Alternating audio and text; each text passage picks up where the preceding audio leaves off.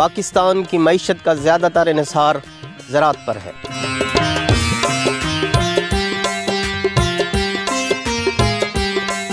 مگر زراعت کو کس طرح جدید خطوط پر استوار کرنا ہے، اس کے بارے میں بتائیں گے ہم زرعی ماہرین اور ترقی پسند کاشتکاروں کے ساتھ۔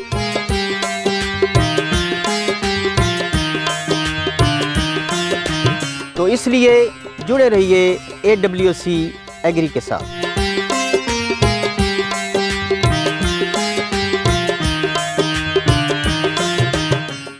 بسم اللہ الرحمن الرحیم۔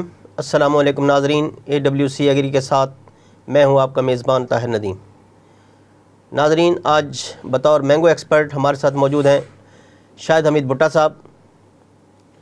آج ہم ان سے بات کریں گے کہ آم کی فصل اس وقت کس مرحلے سے گزر رہی ہے اور ہمارے باغبان بھائیوں کو، کاشتکاروں کو اس کی دیکھ بھال کے حوالے سے کس قسم کے اقدام کی ضرورت ہے۔ السلام علیکم۔ وعلیکم السلام جی۔ بھٹا صاحب، بہت بہت شکریہ، آپ تشریف لائے ہمارے اسٹوڈیو میں۔ تو جیسا کہ ماشاءاللہ آپ جانتے ہیں کہ اس وقت جو ہمارے یہاں آم کی جو فصل ہے وہ انتہائی اہم مرحلے سے گزر رہی ہے۔ آم کا جو فروٹ ہے وہ بڑھوتری کی جانب گامزن ہے۔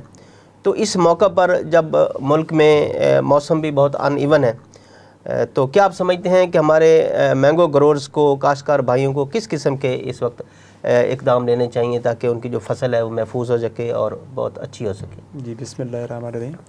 یہ جو مرحلہ ہے ہمارا مینگوز کا، یہ سب سے اہم مرحلہ ہے جی، کیونکہ پورے سال کی جو کسان کی محنت ہے اس کا سارا دار و مدار اس کی فروٹنگز کے اوپر ہے، اور اس فروٹنگز کو ہم نے کس طریقے سے بیماریوں سے بچانا ہے اور اس کو جو ہے نا ہارویسٹنگ کی طرف لے کے جانا ہے۔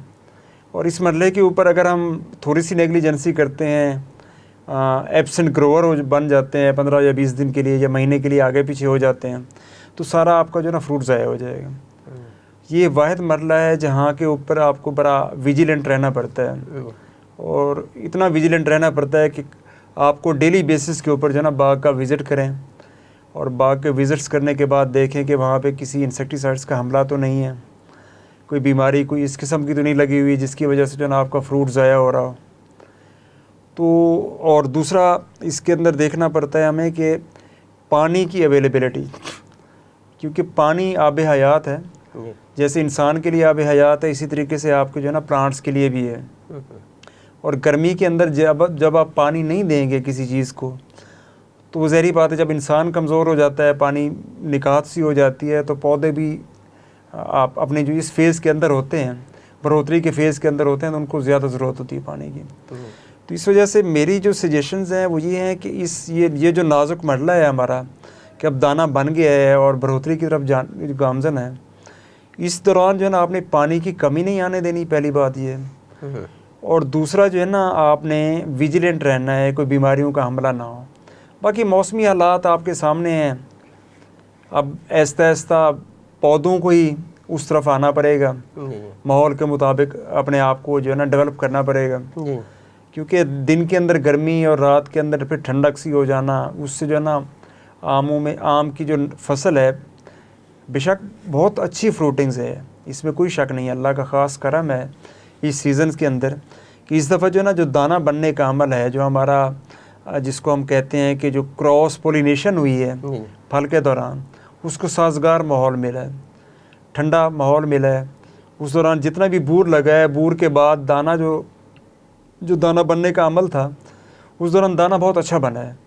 لیکن اب جو دانہ بن گیا ہے اور اب سائز اس کا بڑھنا شروع ہو گیا ہے، تو اس دوران جو ہے نا ہمیں بہت ویجیلنٹ رہنا پڑے گا، ہمیں پانی کا خیال رکھنا پڑے گا، اور ہمیں جو ہے نا اس کا انسیکٹیسائڈس کا جو حملہ ہو رہا ہے اس کو خیال رکھنا۔ بھٹا صاحب، اگر ہم بات کریں اس فروٹنگ کے حوالے سے، تو ہمیں تھوڑا سا یہ بتائیں کہ اس دفعہ جو ہے، آپ جس طرح فرمایا آپ نے کہ فروٹ اچھا ہے، تو اس وقت جو فروٹ ہے اس کا سائز کتنا ہے تقریباً پودوں پر، اور اس سال جو بٹور کی جو کیفیت تھی وہ کیسی رہی؟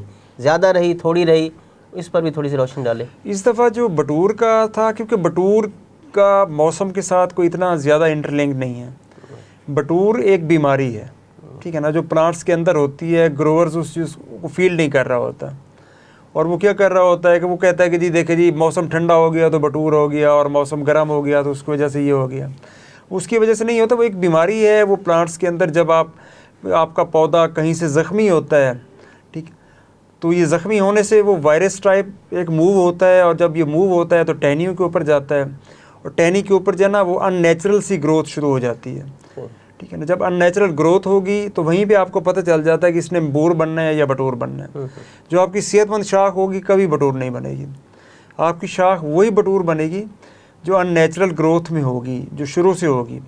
تو گروورس کو اس مرحلے پہ بھی سوچنا چاہیے کہ جو ان نیچرل گروتھ جا رہی ہے اس کو وہیں پہ ختم کر دیں, بجائے یہ کہ آپ کے پودے کی خوراک بھی لے, آپ کا سال بھی ضائع کرے اور باقی چیزیں بھی کرے, اور ایٹ دا اینڈ آپ کو فروٹس بھی نہ دے, بٹور کی صورت میں جو ہے نا بیماریاں مزید پھیلا دیں. تو بٹور اس دفعہ کیونکہ موسمی حالات سازگار رہے ہیں اور وہ جو ہے نا ایفیکٹس بھی نہیں ہوا, وہ جو ڈیمیجز آتے ہیں, ملٹیپل ڈیمیجز جو آ جاتے ہیں ہمارے, کوئی نہ کوئی وائرس کا ایفیکٹس ہوتا ہے پلانٹس کے اوپر, وہ بھی نہیں ہے. تو اس دفعہ بٹور نارمل تھا, کوئی بہت زیادہ نہیں تھا. اور دوسرا آپ کہہ رہے تھے کہ فروٹنگز بٹور کی وجہ سے کوئی اتنی ایفیکٹس نہیں ہوئی. اس دفعہ ماشاءاللہ بھرپور فروٹنگز ہے پلانٹس کے اوپر, اور اللہ کا خاص کرم ہے اس خطے کے اوپر کہ جتنے بھی باغات ہیں تمام کے اندر یہ نہیں کہہ سکتے کہ چونسی کے اوپر ہے تو سندری کے اوپر نہیں ہے, یا لٹور کے اوپر ہے تو دوسری کے اوپر نہیں ہے. جتنی ہماری ورائٹیز ہیں, کمرشل ورائٹیز ہیں, تمام کے اوپر اچھی فروٹنگز ہیں. بھٹو صاحب, اس وقت چونکہ فروٹ جو ہے وہ بڑھوتری کی جانب گامزن ہے, تو اب یہ فروٹ اس وقت سے ہارویسٹنگ تک تو کتنا ایک پیریڈ ہے یہ درمیان میں ہے؟ سر یہ ہماری ہارویسٹنگ جو ہے نا, جو ارلی ورائٹیز ہیں وہ ہماری جون, مڈ آف جون میں جو ہے نا آ جاتی ہیں, یا جون کے پہلے ہفتے میں ہی سٹارٹ ہو جاتی ہیں.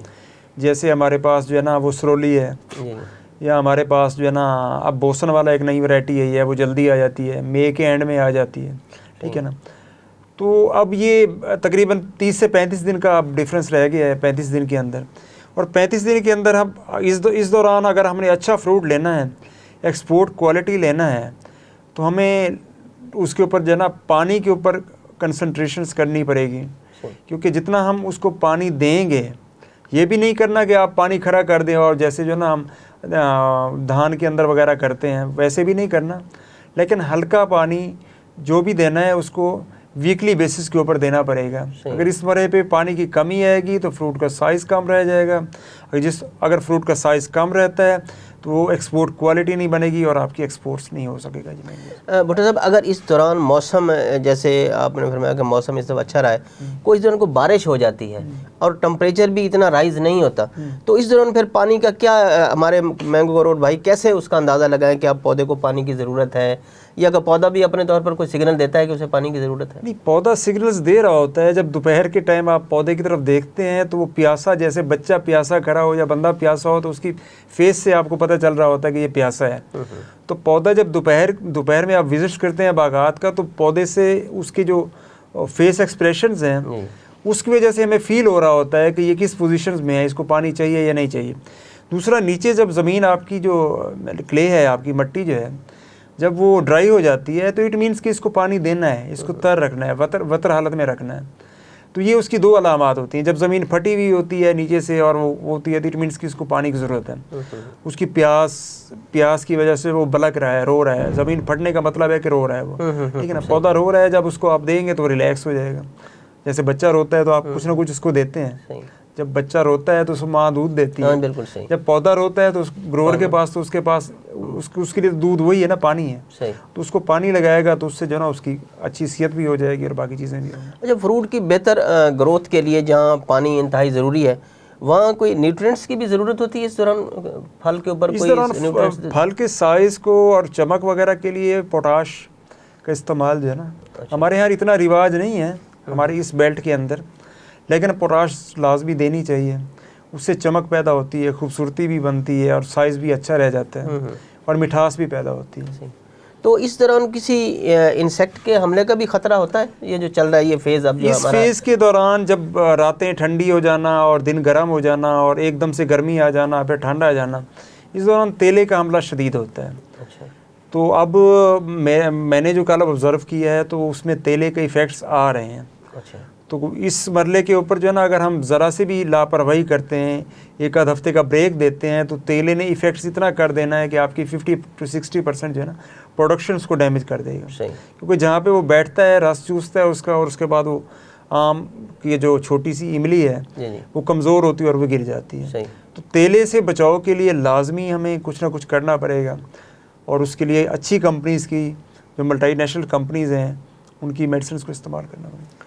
तो बाज़ काश्तकार इसके बाद कभी शिकायत करते हैं कि जी फल गिरना शुरू हो गया है, जिसको आम ज़बान में केरा कहते हैं, तो इसकी भी कुछ शिकायत चल रही है इस तरह? सर, केरा एक नेचुरल प्रोसेस है, ठीक है ना। अब हम कहें कि जो आम के ऊपर जो फल लग गया है सारा ये पक जाए, तो पॉसिबिलिटीज़ नहीं है। सही। क्योंकि आम उसको वज़न को बर्दाश्त नहीं कर सकेगा।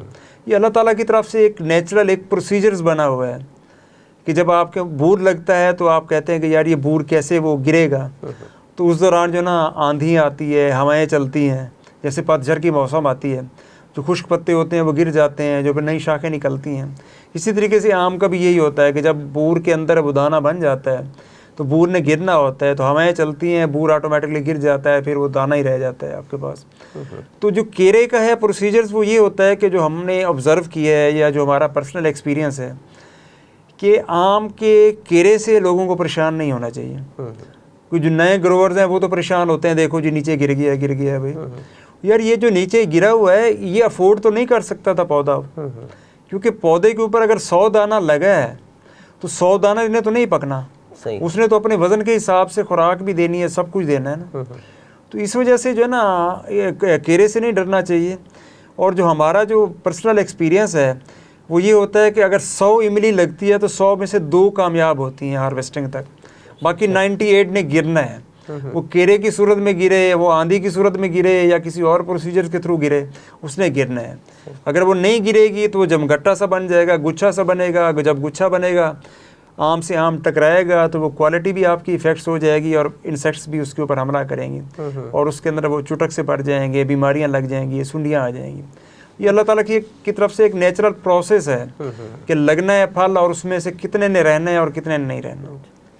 अच्छा, ऐसे भुट्टो साहब, ये जो हमारे अंगूर के बागात के जो काश्तकार हैं वो आम तौर पर जब उस पर फ्रूटिंग आती है तो जब उसमें फ्रूट कंजस्टेड होता है या घना होता है तो उसमें उसकी वो थिनिंग करते हैं, उसमें से कुछ गुच्छे काट देते हैं। तो क्या आम के फल में भी कोई ऐसा होता है, या जैसे कोई नेचुरल प्रोसेस से गिर जाता है उसी को कंटिन्यू रखते हैं, या हमारे बागबान भाई उसमें से कुछ थिनिंग करते हैं? आम के अंदर थिनिंग्स का जो कंसेप्ट है वो लोग कहते तो हैं, अभी प्रैक्टिकली किसी ने नहीं किया उसको, ठीक है ना। क्योंकि थिनिंग तो उसी सूरत में करेंगे जब आपको अंगूर के गुच्छे का पता है कि उसने हवा से नहीं गिरना, ठीक है ना, उसने वहीं स्टिल रहना है। खजूर की थिनिंग करते हैं कि ठीक है जी उसने साइज़ बनाना है और उसने आंधी या हवा से नहीं गिरना। और जिसने आंधी और हवा से गिरना है, और अल्लाह ताला की तरफ से एक प्रोसीजर्स है कि आम के साथ आंधी लाजिम व मलजूम है, ठीक है ना। जब आम कोई ऐसा सीज़न नहीं होता जिसके अंदर आंधियाँ ना आएँ, कम आना या ज़्यादा आना एक और फैक्टर है, लेकिन वो आती हैं, हर साल आती हैं, और वो ऑटोमेटिकली थिनिंग्स हो जाती हैं आपकी उसमें। बल्कि थिनिंग से भी ज़्यादा नुकसान हो जाता है कि बाज़ औक़ात ये होता है कि आप एक्सपेक्ट कर रहे होते हैं कि ये 100 बॉक्सेस, ये 100 पेटी देगा आम, ठीक है ना, और उसके ऊपर 200 पेटी का फल होता है, लेकिन उसके बावजूद जब आंधी आती है, तूफ़ान आते हैं, गिरती हैं, टहनियाँ टूटती हैं, दरख्त गिर जाते हैं, ज़मीन से उखड़ जाते हैं, तो उससे जो ना वो ऑटोमेटिकली थिनिंग हो जाती है। इस वजह से थिनिंग का ऐसा कोई सिस्टम्स नहीं है इसमें। अच्छा भुट्टो साहब, आपने भी जिक्र किया आंधियों का, तूफ़ान भी आते हैं बड़े शदीद, जो ज़ाहिर हमारे जो आम के बागात हैं उनको नुकसान पहुंचाते हैं। तो इसके लिए कोई ऐसा तरीक़ाकार भी है कि आम के जो बागात हैं उनको ये जो प्रेशर होता है आंधी का या तूफ़ान का, उससे किस तरह से कम किया जाए और ताकि जो फल को महफूज रखा जाए, ये भी कोई तरीक़ाकार होता है? पहले तो हमारे यहाँ बुज़ुर्ग जो है ना, वो जहाँ आम का बाग लगाते थे तो उसके बाहर जो है ना बाउंड्रीज़ के ऊपर जो है ना दरख्त लगवाते थे, टाली के लग जाते थे, कीकर के लग जाते थे, शीशम्स के या बाकी चीज़ों के, तो उसमें जामन वगैरह लगा देते थे।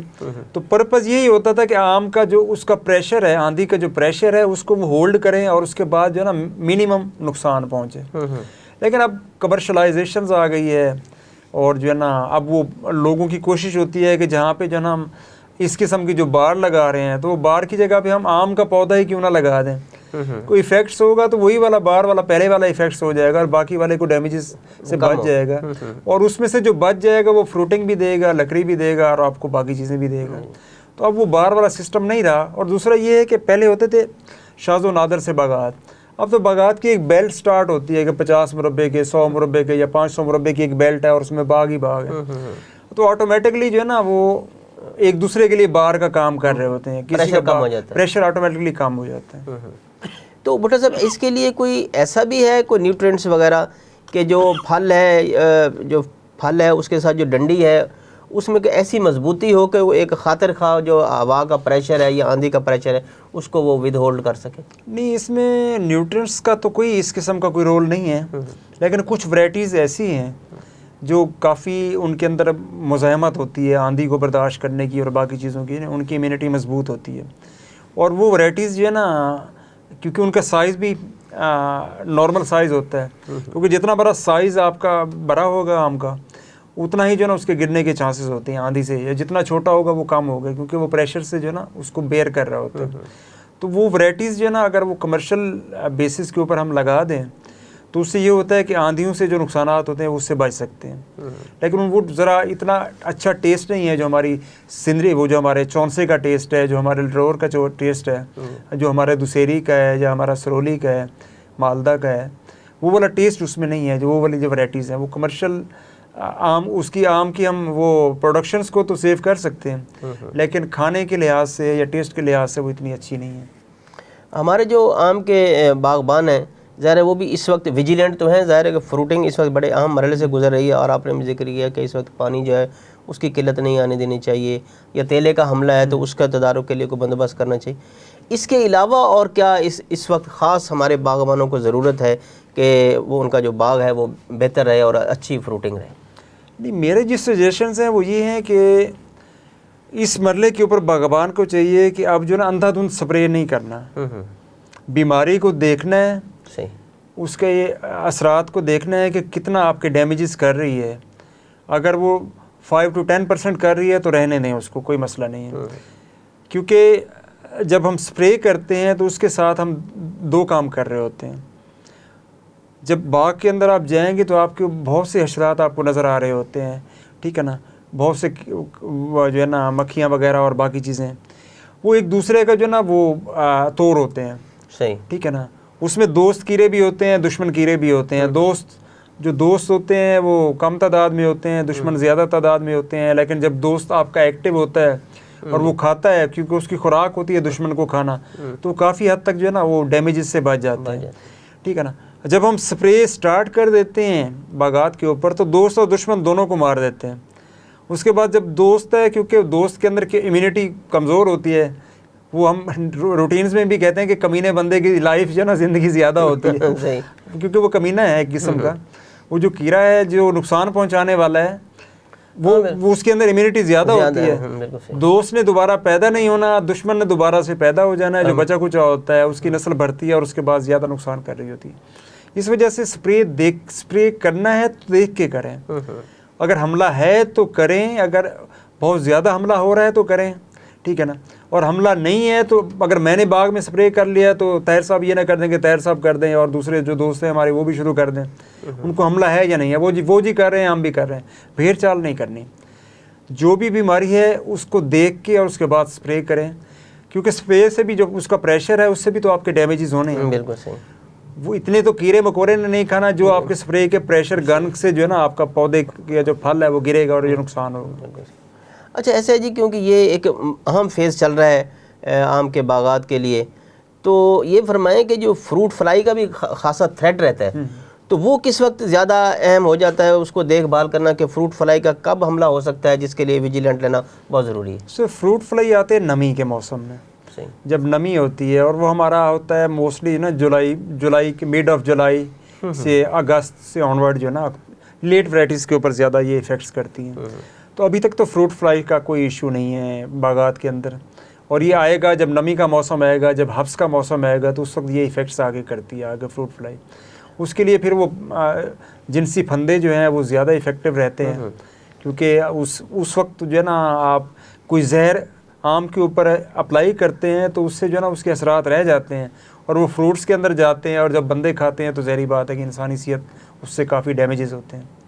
بھٹا صاحب جیسے آپ بھی ذاتی طور پر مطلب باغبان ہیں اور باغبانوں سے آپ کا رابطہ بھی رہتا ہے, تو یہ فرمائیں کہ چونکہ ہمارے ہاں فروٹ فلائی کا ایک خاصا تھریٹ ہے اور اس سے ہماری ایکسپورٹ بھی متاثر ہوتی ہے، تو ہمارے جو باغبان ہیں وہ کس حد تک ویجیلنٹ ہے اس فروٹ فلائی کے حملے کو روکنے کے لیے اور اس مسئلے کے تدارک کے لیے؟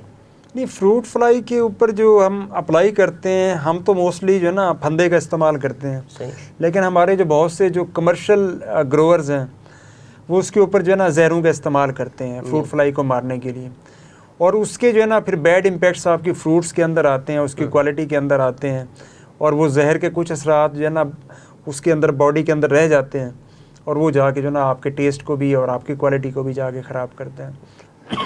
تو ہمارے ویسے جو باغبان ہیں ان میں کس حد تک سپرے سے جان چھڑانے کا یا زرعی ادویہ سے جان چھڑانے کا جو رجحان ہے وہ کس حد تک بڑا ہے، اور وہ یہ فیرامون ٹریپ ٹائپ یا اس قسم کے طریقے یا جو کسان دوست کیڑے ہیں ان کے استعمال کے جو طریقہ کار ہے ان میں اضافہ ہوا ہے؟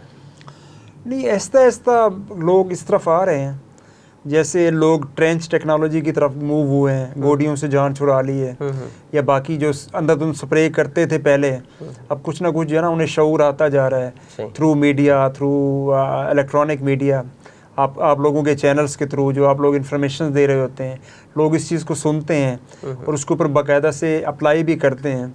تو آہستہ آہستہ آئے گا، ابھی ہم نہیں کہہ سکتے کہ کتنے پرسنٹیج تو نہیں نکال سکتے، لیکن لوگوں کے اندر اویئرنیس ہے، لوگوں کو پتہ ہے اچھائی کیا ہے، برائی کیا ہے، اچھائی اور برائی کا بھی پتہ ہے، ان کو یہ بھی پتہ ہے کہ اگر ہم اس کے اوپر جب پھل پکنے کے مرحلے کے اوپر ہم سپرے کریں گے تو اس کے بیڈ امپیکٹس آئیں گے فروٹس کے اوپر، جو لوگ کھائیں گے ان کی صحت خراب ہوگی یا باقی چیزیں ہوں گی۔ تو ان چیزوں کے بارے میں اویئرنیس آ رہی ہے کہ اللہ کرے گا کہ آنے والے چند سالوں کے اندر جو ہے نا لوگ فلی اویئر ہو جائیں گے اور یہ سپرے وغیرہ سے جان چھڑا لیں گے۔ اچھا، جیسے یہ ایک دنیا ایک گلوبل ویلیج کی شکل اختیار کر گئی ہے اور یہ ایک ملک کے اناج یا فروٹ ہیں دوسرے ملکوں میں جانے کا سلسلہ عام ہو گیا ہے، ایکسپورٹ بڑھ گئی ہے، تو کیا آپ سمجھتے ہیں کہ یہ باغات میں چاہے کھادوں کا استعمال ہو، چاہے نیوٹرینٹس کا استعمال ہو، چاہے کوئی سپرے کرنی پڑ جائے، تو اس حوالے سے ہمارے باغبانوں میں ان کی ریکارڈ رکھنا کا کس حد تک رجحان بڑھا ہے اور کس حد تک ہمارے جو باغبان ہیں وہ اس حوالے سے جو ہے نا آگاہ ہوئے ہیں، اس معاملہ سے اویئرنیس ان میں پائی جاتی ہے؟ نہیں، ہمارا گروور تو ابھی تک پرانے فیز میں ہی چل رہا ہے۔ اچھا،